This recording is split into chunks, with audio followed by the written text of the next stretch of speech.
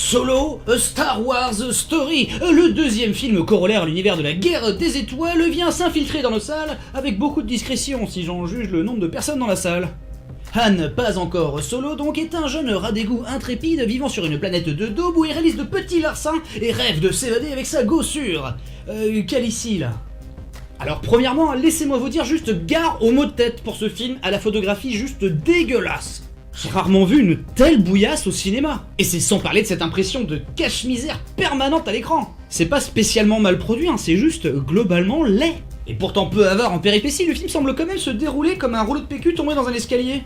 Genre le truc se passe, fait sa vie quoi, sans grandement chambouler ni les acteurs ni la réal, hein, ici en mode croisière. Hein. Voire la croisière s'amuse niveau scène d'action. Seul personnage sortant un tant soit peu du lot sans pour autant s'en sortir avec les honneurs, Lando Calrissian aura au moins le mérite d'avoir un visage expressif lui.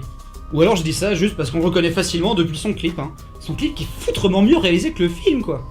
Mais alors pour le reste, hein, c'est le calme plat, voire carrément la chienlit. Et peu importe les big reveals ou les twists ou peu importe. Non, parce que le service minimum saute au visage quoi, et l'impression d'un Star Wars low cost réalisé sans génie ni passion est omniprésente.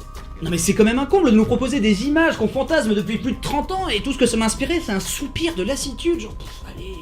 Parce que voilà, le constat c'est que le désintéressement devant et derrière la caméra est communicatif. Et vu le marketing abyssal pour ce film, on est d'autant plus surpris de voir qu'on part en fait sur une trilogie.